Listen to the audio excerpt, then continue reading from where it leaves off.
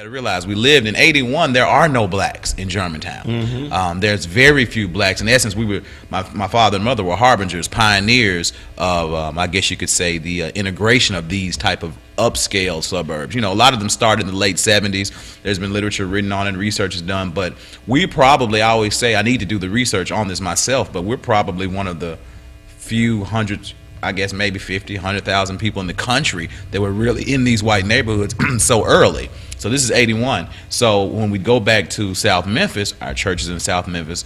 We have family in South Memphis, grandmother, uncles, cousins. We would get ridiculed for the way we spoke. They would say, you know, it's a difference between being articulate and even proper and quote unquote sounding white. It's almost like if you grow up in Mexico, you'll have a strange type of accent simply because. And I always tell people, you know, there's a soul in black people's voices. And as a kid, you're really mimicking. You know, you're parroting your teachers. You have these lily white teachers and your childhood friends in the neighborhood. So when we go back to South Memphis or wherever, people would say, y'all talk white, she talk white, he talk white. And I got that from that because I always felt like that was something peculiar, as if that really segregated us from, I guess you could say, our heritage. Because at one point it wasn't a lot. I mean, when I was in elementary school, I didn't start going to school with a lot of black kids until I got to middle school. In elementary school, I'd be the only black on the bus. I'd be the only black in my class, the only black at cafeteria time. It might have been 10 blacks in the whole school from kindergarten to the 3rd grade. You know, so when you see them, you're like, seeing an alien, you'd be happy. So the growing up was really different. And then my dad, you know, he was a real revolutionary. He was he fought in the fought in the Vietnam War. He grew up in South Memphis, you know, South Memphis vet, a Vietnam vet, and then he moves us out into this enclave, right? But he still keeps his blackness. So it was strange. You would think I had a lot of friends that eventually did move, black families that moved into Germantown, and they kind of started to, quote unquote, whatever this means, and we can dissect this later, act white. But you would think I would because we were there so early, and that's all I knew. But my dad kept us grounded, and always, you know, him and Mom marched on Black Mondays down here when they were boycotting when he got back from Vietnam. To get better rights, better pay, and stuff like that for African Americans in Memphis. So it was a strange existence. It was a dichotomy, you know, a duplicitous lifestyle. Well, let's push that envelope just a little bit. I think it's important. First of all, I appreciate you sharing that. I appreciate you sharing that in general, and I know you do it periodically. And we have to open that up because this whole notion of he talk white. Yeah. That's also tied to another notion that may be destructive in that you're trying to think white. You're trying to be white. Yes. And that's a scary piece. Yeah. Because you think about it. We created the pyramids. We invented mathematics. We invented all of these constructs that take high thought. And yet we think that thinking low and being low is black, and having higher thoughts are white. Kind of talk to us about that a little bit. I want to go back for a second. Okay. And it's he talk white because they said I talked white, but if you read the book, it's nothing but pure blackness, black power. So the title is ironic. It's verbal irony, I guess you could say, because he talk white, and I'm not talking white as far as my literary speaking, right? I think, you know, European hierarchical structure has always posited them on top, and we have such a low, not all of us, but a lot of blacks have a low perception of themselves and people that look like them. So when you hate yourselves, you're always going to try to aim to be something else. Toni Morrison writes in Playing in the Dark, Whiteness in the Literary Imagination, about whiteness uses blackness to juxtapose itself to say that we're good and you're bad. So it needs it. Up needs down, down needs up. So you have to have something. So you have to, if I'm going to say being white means this, I have to have something to contrast it to. And so if I'm good, when I'm contrasting, you've got to be bad. And I think blacks have bought into it, and it has a lot to do with media, and that's what the book is about. If all you see is negative depictions of African Americans, whether it's slutty women, thug dudes, henpecked husbands, all these stereotypical notions of blackness, whether it's in books, magazines, newspapers, television, cinema, then you will start buying into it. And that's not saying you're foolish or you're weak or a lot of people say people are asleep. That doesn't mean that. It's just you're inundated with this all the time. So you're starting to think that fantasy is reality. Yeah, that's all you see. That's a normal thing. It's nothing to be ashamed of. And I'll speak to this from this perspective. I know I grew up on the street where you had everybody. You had a dietitian of a major hospital lived on my block. You had some nurses. My mother was one of them, lived on our street. You also had security guard lived on our street. You had 2 alleged numbers runners lived on our street. You know, you had folk on welfare lived on the street.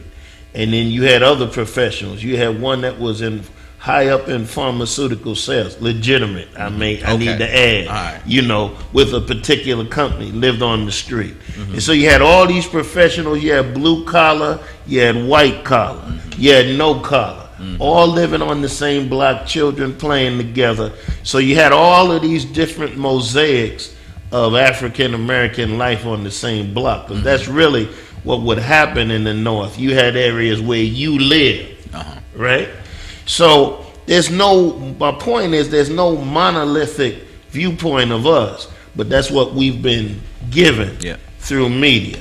But now before we really press that hard, I want to go back to you, because if we talk about you and then get to the book, I think people will have a greater appreciation of the book, because there's a lot of you in the book, and to understand your journey will help them to understand what's in the book. I want to talk about the whole piece, and to me it's awesome. Attempted murder in 2002, assisting troubled youth. Talk to us about this. The attempted murder was really just, I was in college, you know, undergrad, and I was living in a little hacienda, nice apartment complex, and it was a misunderstanding between my cousin and somebody who was trying to get in the gate behind us, and they didn't like him blowing the horn at them to hurry up and get inside. It was an accessed gate. They weren't supposed to be there, and so or they didn't have their key card, so they trailed in on somebody, and we were trying to blow the horn to tell them to go ahead and go. And so it was some women, and they get out the car cursing and what have you. My cousin at that time, he was Tennessee State, had just recently graduated Tennessee State. He has words with them, and we thought it was over. We go in the apartment and start playing video games. Maybe like 30 minutes later, we get a hard knock on the door, and that's where all the melee begins. There's 3 guys with pistols, and they run up in, jump on us, pistol whip, hit my cousin with the pistol, have us on the ground stomping on us, beating us. It was my cousin, myself, and my roommate at the time. And I got up, and I remember one of the assailants says, "Shoot that in," right? And when I heard that, it had to be me, so I jumped up to run towards the back of the hacienda, and pow, I heard the pow, so I just dove. I'm assuming I'm shot, and luckily I'm not.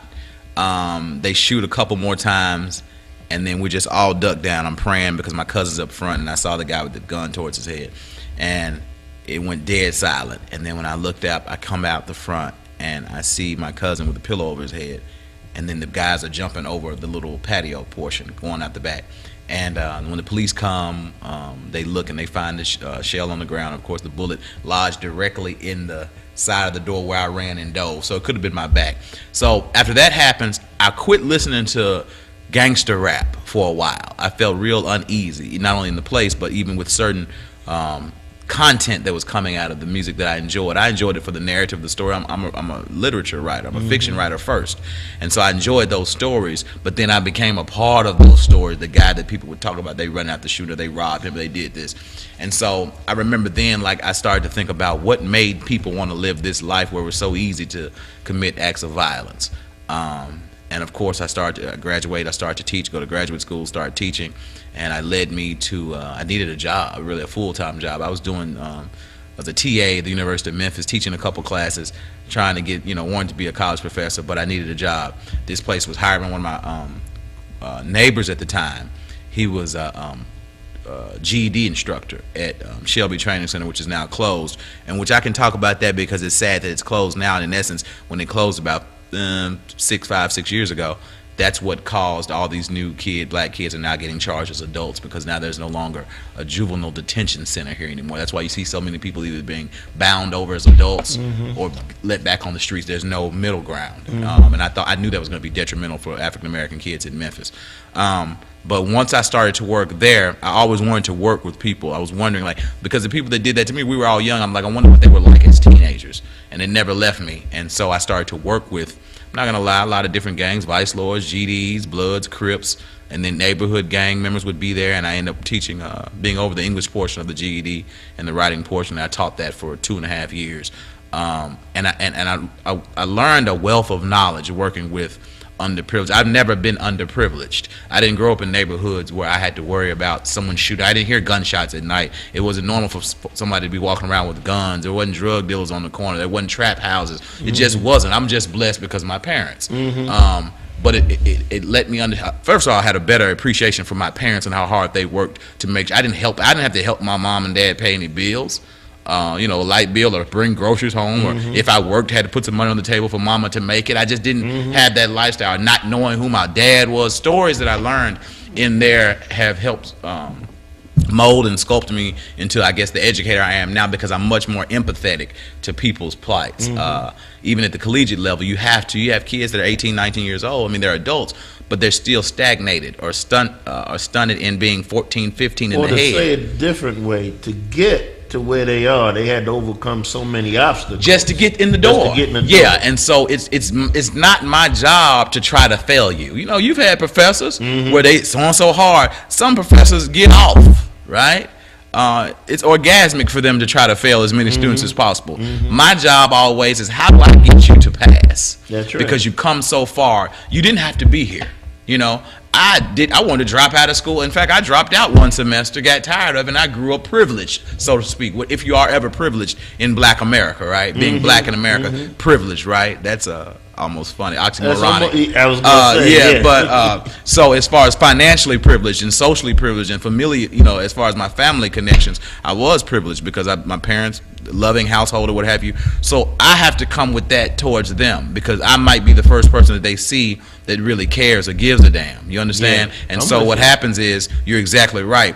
You did not have to be here at 18, 19, 20, whatever you are. You could just say, forget it, I give up, and they didn't. So I'm here, and a lot of it. Luckily, I'm with a good faculty, and they're all here. And let me push this before we go to break, and then when we come back, we're going to get right into the book. Good. Now, what I'm getting ready to talk about kind of is touched upon in the book, but you said something about hip-hop that I need to press.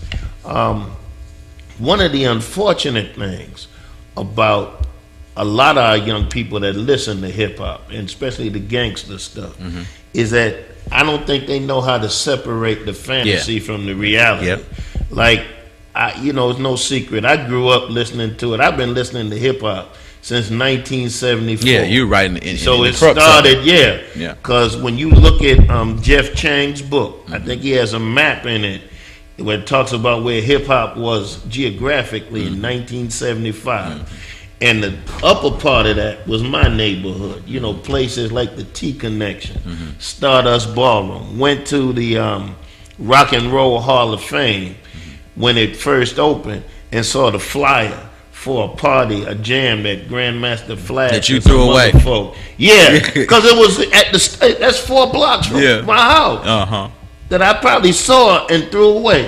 And on Facebook, I saw another flyer for the T Connection.